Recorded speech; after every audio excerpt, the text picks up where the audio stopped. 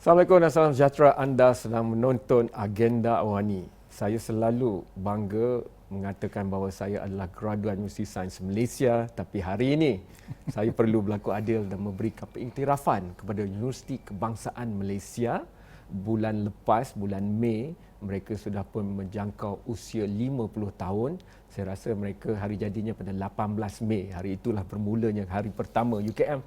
Dan jika anda boleh masuk terowong masa kembali ke tahun 1970-an, Malaysia masih lagi negara yang agak muda, isu pendidikan dan pengajian tinggi itu begitu membara, begitu juga mentabatkan nasionalisme, bahasa dan sebagainya. UKM menjadi institusi yang membawa aspirasi itu. Kini di mana USM berada, kalau melihat pada penarafan kedudukan seperti ranking dan sebagainya, mereka telah melonjak naik tinggi. Tapi siapalah saya untuk membicarakannya? Saya kalau Minden, Penang saya tahu. Tapi kampus Bangi dan sebagainya, Profesor Insinyur Dr. Muhammad Datuk saya ada di sini, Muhammad Hamdi Abdul Syukur, Naib Chancellor UKM yang ke-11 ada bersama dengan saya. Dia pun macam saya, sebenarnya dia orang UM dulu tapi perlu menjadi MC untuk UKM. Ramai orang suka tengok ranking, ramai orang suka tengok pada sesuatu pengukuran untuk, tapi saya nak bagi peluang kepada Naib Chancellor sendiri, bagaimana seorang Naib Chancellor kini menggalas tanggungjawab itu, melihat 50 tahun berlalu dan tentunya ingin mencartakan 50 tahun seterusnya. Di mana sekarang UKM berada? Baik, terima kasih. Bismillahirrahmanirrahim. Assalamualaikum warahmatullahi dan salam sejahtera. UKM telah mengalami suatu proses pendewasaan 50 tahun sejak daripada 18 Mei 1970 sehingga sekarang, dan telah menunjukkan prestasi yang baik dari segi rankingnya. UKM meletakkan sasaran 2025 untuk menjadi world class university. Ini true meaning lah ya. Okay. Dan kita melihat yang ranking telah improve, dan pandangan UKM kalau saya boleh sebut di sini, yang ranking adalah merupakan part of our journey lah ya. It is not our destination. Dan ianya adalah merupakan benchmarking kita dengan rakan-rakan universiti lain yang terkemuka di dunia. Jadi UKM mengambil pendekatan bahawa we should strengthen our fundamentals, asas-asas kita, pengajaran, penyelidikan dan servis kepada masyarakat. Dan apabila kita meletakkan kualiti sebagai asas kepada semua kerja buat kita, ranking akan menyusul. Jadi kita buat bukan kerana ranking, tetapi ranking adalah the byproduct lah kita kira kepada segala benda yang sifatnya berkualiti dalam urusan UKM ini. Prof, ada ruginya naik 50 tahun kerana dulu kelompok 1% teratas universiti dunia bawah 50 tahun. Sekarang dah terpaksa masuk dengan universiti lebih dewasa ni bagaimana? Ya, dulu kami bersaing di kalangan, sebab dia ada ranking khas untuk 50 under 50 dulu tu. Jadi kita duduk dalam kedudukan yang baik juga, tapi lepas 50 ni kita terkeluar daripada kelompok tersebut. Tetapi pada saya itu adalah suatu, seperti saya sebut tadi, suatu journey, satu perjalanan dan pendewasaan yang perlu dialami oleh mana-mana universiti. Sekarang ini kita bersaing, berkolaborasi dalam masa yang sama dengan universiti-universiti yang jauh lagi usianya, yang 1000 tahun, 900 tahun, 800 tahun. Oxford hampir 1000 for example, sebagai contoh. Jadi Cambridge juga begitu. Jadi duduk dalam kelompok yang matang begitu, saya kira memberikan suatu challenge kepada UKM ini untuk berusaha dengan lebih keras bagi kita memastikan kedudukan kita bersaing dengan mereka. Prof memang mahir dengan ekosistem universiti awam, dan bila kita masuk penarafan dan sebagainya, dia tak mempedulikan universiti awam ke universiti apa di belakangnya, yang penting hasilnya. Betul. Jadi saya nak ke situ sekarang, kerana macam Prof cakap, proses tu baguslah, tapi itu bukan destinasi. Ramai yang melihat bahawa universiti itu bukan lagi patut diberi jolokan Menara Gading, kerana sekarang ada banyak isu-isu masyarakat yang mendasari. Betul. Apalah gunanya kita ada universiti pengajian tinggi awam jika masalah-masalah rakyat tidak dihubungkan secara langsung dengan misi itu. Kalau Prof boleh kongsikan misi untuk membantu rakyat itu dan misi UKM itu. UKM sebuah universiti yang unik saya kira, kerana dia ditubuhkan atas aspirasi rakyat dan mempunyai mandat yang jelas untuk membantu dan membangunkan rakyat, khususnya golongan Bumi Putera pada peringkat awal penubuhannya, dan mendaulatkan bahasa Melayu. Dan atas mandat tersebut UKM ditubuhkan, dan kalau kita lihat sejarah penubuhan UKM itu ada yang menderma, orang susah di kampung menderma sebahagian daripada harta mereka walaupun mereka miskin. Maknanya harapan bangsa untuk melihat sebuah universiti yang mendaulatkan bangsa tersebut dan memberikan bantuan sepenuhnya kepada anak bangsa yang memerlukan pengajaran dan pembelajaran. Dan UKM berkembang, lalu dipilih sebagai salah sebuah daripada universiti penyelidikan di Malaysia. 5 universiti penyelidikan, salah sebuahnya ialah UKM. Mempunyai mandat yang tertentu tu, research tersebut. Dan sebahagian daripada research itu sifatnya sangat fundamental. Dan bila fundamental research ni kadang-kadang dia tak nampak kesan dia sekarang ni. Dia memakan jangka masa panjang. Saya ambil satu contoh. Kalau kita lihat kepada artificial intelligence yang kebelakangan ini 10 tahun, 15 tahun ini menjadi the issue kan. Tetapi first paper yang pernah keluar berkenaan dengan artificial intelligence ialah pada tahun 1948 lebih kurang begitu. The first paper. Dia menjadi the birth of AI lah kita kira gitu. Pertama dia menulis tentang artificial neural network pada peringkat 1948 itu. Jadi pada waktu itu tak ada orang akan boleh menjangkakan bahawa tulisan ini akan memberi kesan 40 tahun, 50 tahun akan datang. Jadi begitu juga dengan research yang sifatnya fundamental. Kadang-kadang tidak lihat apakah kesan langsung kepada masyarakat. Namun di UKM ini, spektrum researchnya daripada fundamental hinggalah kepada yang bersifat rakyat. Jadi dia bergantung kepada minat, bidang dan juga passion seorang pensyarah itu. Jadi kita memberikan kebebasan kerana pada kita spektrum ini perlu dikekalkan. Bukan semuanya buat fundamental, bukan semuanya buat untuk rakyat. Tetapi seboleh-bolehnya kita mahu segala research yang dibuat itu memberikan impak, sama ada jangka pendek atau jangka panjang. Dan mereka perlu, for example, kalau dia nak dapatkan grant daripada Universiti Kebangsaan Malaysia ini, grant dalaman, mereka perlu menyatakan apakah impaknya. Sama ada impak pada negara, kepada industri, kepada agensi, kepada masyarakat. Jadi itu antara cara kita memastikan bahawa apa juga yang kita buat di universiti akan menghasilkan impak. Walaupun mungkin bukan segera dan terkini, tetapi sekurang-kurangnya kita nampak pada masa hadapan impak yang boleh didapati. Prof ada sebut perkataan grant itu. Kalau saya masuk balik dalam ekosistem kampus, wah, perbincangan grant ni hangat. Kerana manalah nak buat penyelidikan kalau tak ada wang, tak ada dana. Dan kita tahu negara semakin mengecilkan bantuan kewangan kepada pengajian tinggi, terutamanya universiti-universiti awam lah. Kerana dulu saya pernah pergi ke satu universiti awam, bukan 5 teratas universiti penyelidikan. Tapi universiti itu masih boleh berkata kepada saya, belanjawan kami lebih besar pada belanjawan negeri Perlis negeri saya. Bagi saya memang betul. Itu betapa mungkin orang tak berapa nampak nilai kuantum. Bukanlah salah. Kerana saya bangga kerana negara kita membutuhkan belanjawan negara setiap tahun terbesar kepada pendidikan. Dan itu pergi juga kepada pengajian tinggi. Soalnya sekarang, dengan bantuan kerajaan yang semakin mengecil, tetapi harapan kepada keputusan dan hasil universiti semakin meninggi. Bagaimana Prof sebagai Naib Chancellor sekarang berada di tengah itu perlu mengimbangkan kedua ini. Ketika saya di Imperial College, mereka bercakap tentang quadruple helix. Mereka menggabungkan awam, swasta, akademia dan juga keusahawanan. UKM bagaimana Prof? Soalan cukup baik yang berkaitan dengan finance dulu ni. Kita menghadapi isu ini dengan positif. Walaupun kekangan keuangan yang dialami oleh kerajaan yang hasilnya tempiasnya mendapat universiti juga terasa, di mana dikecilkan sumbangan ataupun grant bantuan per kapita kita kira gitu, dan juga grant penyelidikan.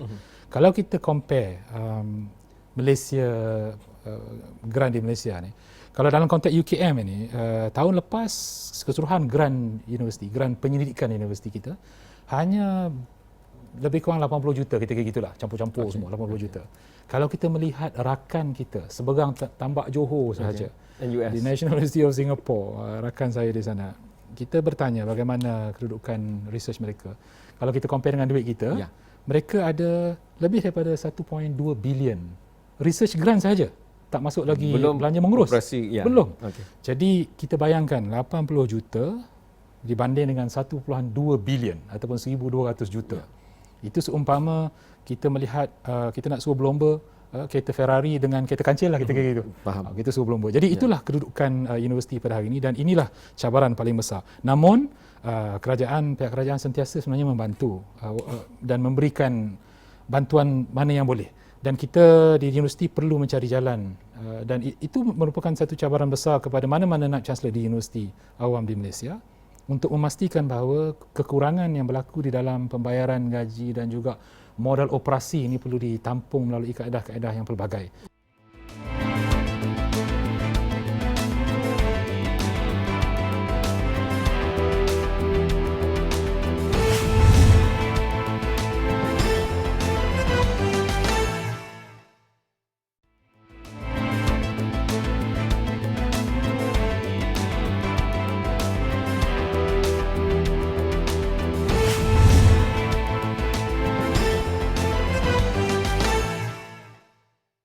Agenda awal ni masih mau mengucapkan selamat menyambut tahun ke-50 untuk Universiti Kebangsaan Malaysia.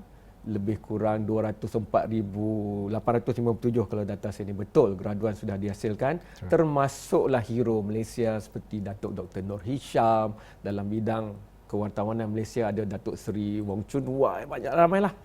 Tapi yang penting, ke mana UKM nak pergi selepas ini? Naib Chancellor itu yang paling penting ada bersama saya, dan tadi kita dah bercakap sedikit inovasi kewangan untuk kerana itu tak sepatutnya menjadi penghalang. Berbanding Singapura yang ada lebih wang, kita mungkin ada lebih banyak misi yang perlu kita bawa kerana ekosistem kita lebih luas. Wah, universiti telah sebenarnya dididik oleh kementerian untuk mencari wang sendiri, dan hari ini ia semakin menjadi sangat penting kepada Vice Chancellor, Naib Chancellor untuk mencari tambahan keuangan. UKM alhamdulillah UKM telah menjalani proses ini untuk sekian lama, dan pengalaman itu telah dibina. Jadi kalau kita lihat sekarang ni ada UKM Holding sebagai contohnya dengan beberapa subsidiary, 6 subsidiarynya yang memfokuskan kepada penjanaan keuangan. Tetapi di dalam UKM sendiri yang bukan merupakan sebahagian daripada UKM Holding ini juga proses penjanaan dijalankan. Sebagai contohnya kita mula membuka ruang untuk mengambil pelajar daripada pelajar antarabangsa dan pelajar rakyat negara kita yang sebenarnya sanggup membayar seperti mana antarabangsa juga. Kerana kita dah ada UPU yang mana dibiayai sebahagian besarnya oleh kerajaan. Jadi kita ada dua lane basically. Ada yang UPU lane ataupun yang kerajaan yang sponsor student. Sekarang ni ada non-sponsor student. Dan ini telah membantu banyak dalam memberikan sumber keuangan kepada universiti. Dalam keadaan COVID ini, perancangan kita banyak juga terkendala kerana pelajar antarabangsa khususnya sukar untuk kembali ke kampus dan datang. Walaupun kita dah offer sebagai contohnya, dia defer kerana dia tak boleh datang. Begitu juga pelajar dalam negara juga terpaksa kekangan keuangan, mereka minta tangguh pembelajaran dan sebagainya. Jadi ini memberikan kesan kepada kedudukan keuangan universiti. Jadi universiti sekarang ini berinovasi untuk menuju kepada apa yang dipanggil ODL, Online Distance Learning. Kerana kita rasa the way forward untuk universiti hari ini ialah to reach out as many as possible lah pelajar di luar sana. Dan sebenarnya permintaan untuk datang ke universiti di Malaysia, khususnya seperti UKM ini, disebabkan ranking dan sebagainya, disebabkan publicity marketing ranking ini, THE dan QS, orang nak datang. Jadi dia nak datang tak boleh, COVID kan. Jadi kita nak buat ODL ini supaya dia boleh buat secara online. Itu satu. Yang keduanya, kita telah mula merencanakan apa kita panggil specialized masters. Membanyakkan specialized masters ini kerana hari ini orang dah mula mencari bidang sarjana, degree sarjana yang lebih fokus. Tak nak umum begitu. Sebagai contohnya, sarjana masters in IR 4.0 sebagai contohnya.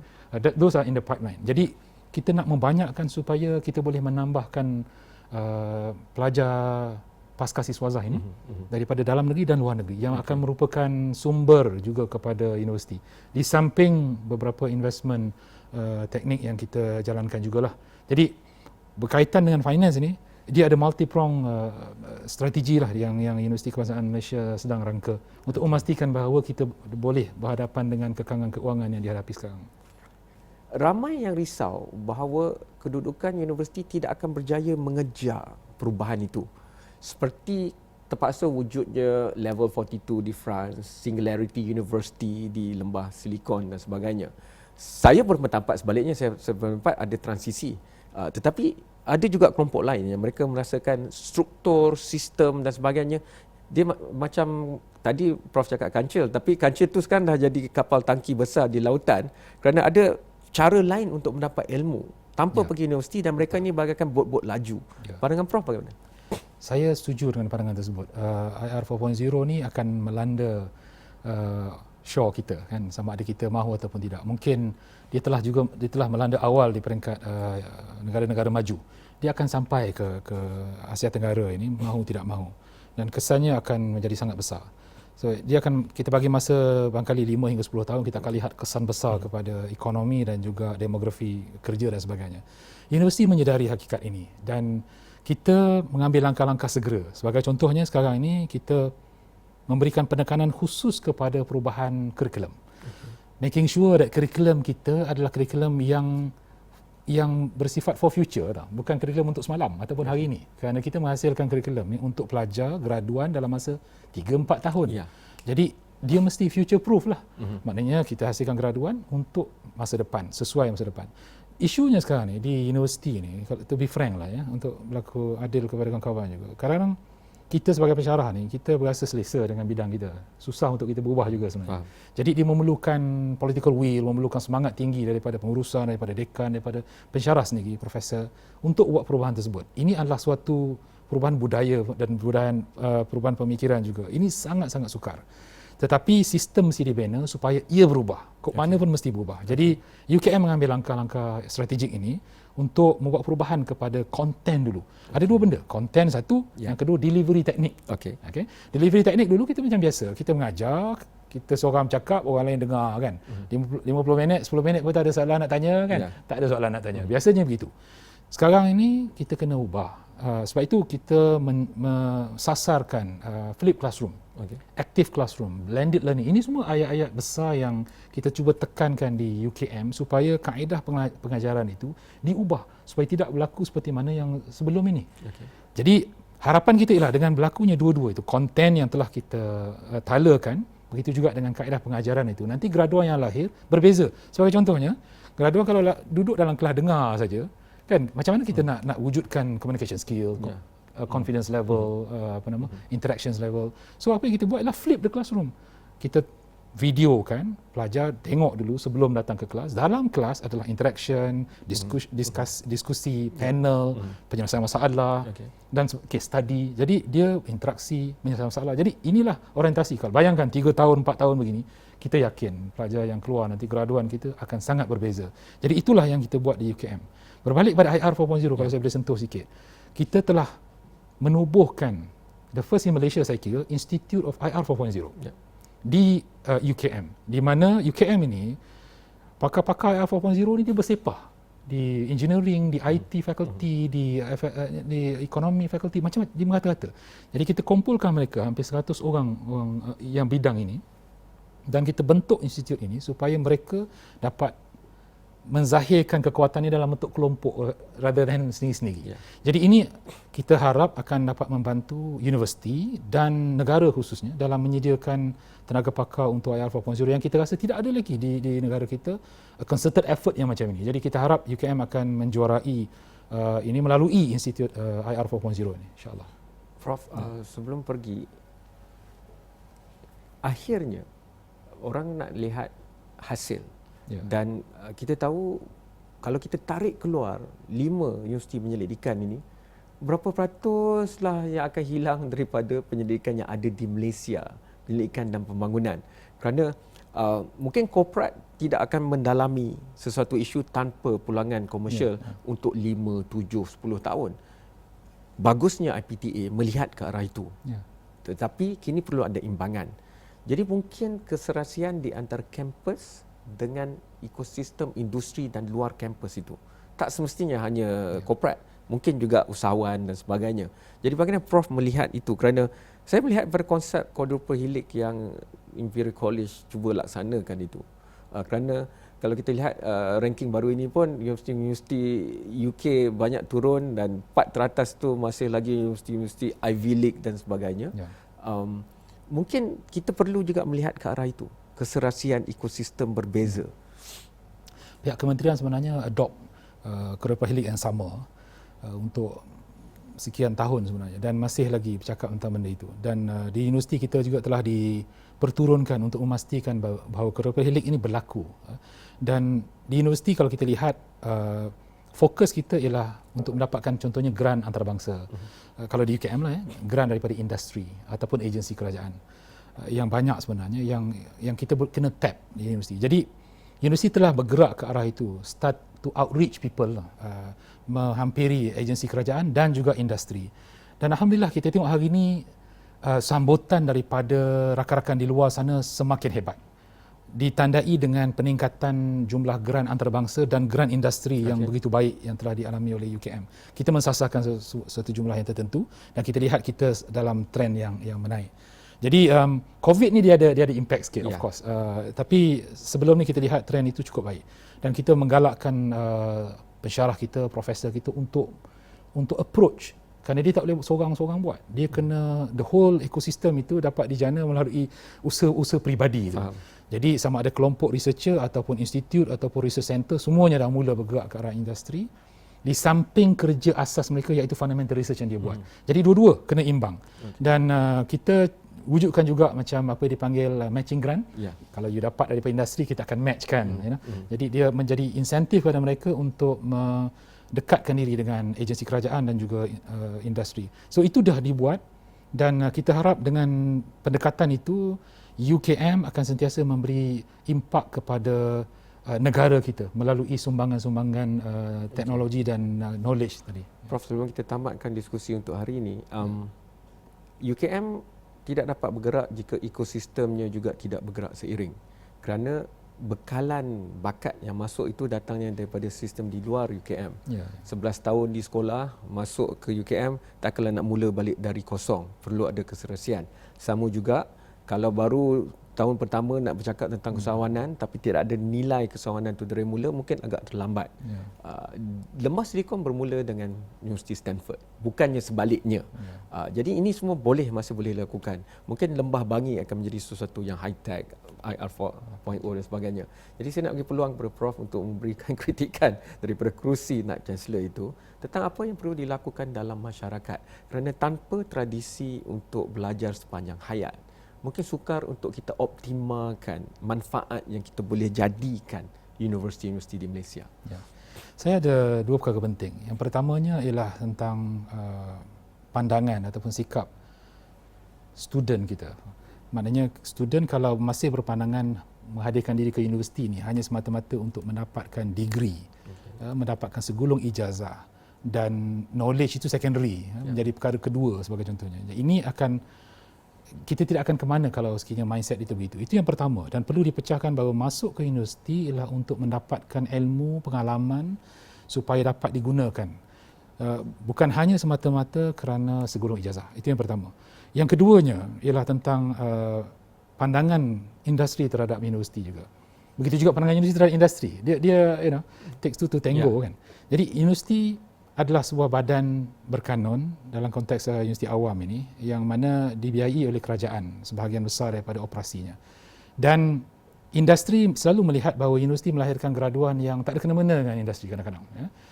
Cumanya apa yang pihak industri kena faham bahawa universiti bukan melahirkan graduan untuk industri tertentu. Kita cover the entire spectrum of industri. Jadi ianya tidak boleh kita tailor-made hanya pada satu-satu industri saja.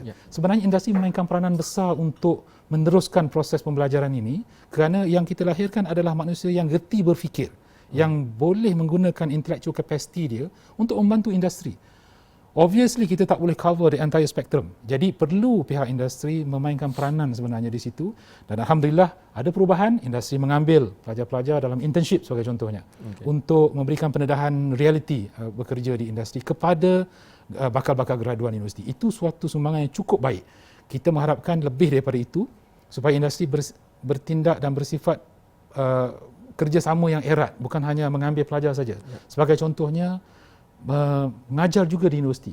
Universiti membuka ruang yang besar sebagai adjunct profesor, sebagai pensyarah sambilan kepada industri, profesor ikhtisas di universiti. Kalau di UKM kita boleh melantik orang yang tak ada PhD pun tapi pengalaman industri cukup lama. Kita bagi professorship sebagai contohnya supaya ada elemen reality itu. di samping idealism yang kita ajar di universiti. Jadi kita memberi ruang dan harapan kita ialah pihak industri dan agensi yang di luar sana dapat bersama-sama dengan pihak universiti.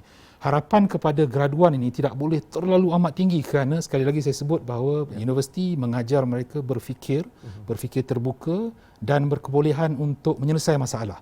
Jadi harapan kita supaya universiti dan industri menyambung kerja ini, mendidik mereka supaya mereka faham industri punya isu apabila mereka graduan kelak. Jadi itulah barangkali kritikan yang saya nak berikan. Selagi saya berada di sini, di Agenda Wani dan Asrawani, mengilham harapan mencipta masa depan UKM itu akan kami bantu, terutama dalam aspek kesedaran. Ilmu, kepakaran itu boleh kita kongsi. Dan terima kasih banyak Profesor Insinyur Datuk Dr. Muhammad Hamdi, Naib Chancellor UKM. Tahniah kepada graduan-graduan UKM dan yang masih belajar kaki tangan, pensyarah dan sebagainya, penyelidik, kerana UKM adalah harapan Malaysia menuju ke depan. Dan insya-Allah 50 tahun seterusnya akan diberkati usaha-usaha itu untuk memajukan masyarakat di mana jua mereka berada. Terima kasih kepada Naib Chancellor, terima kasih kepada anda. Ini adalah Agenda Wani.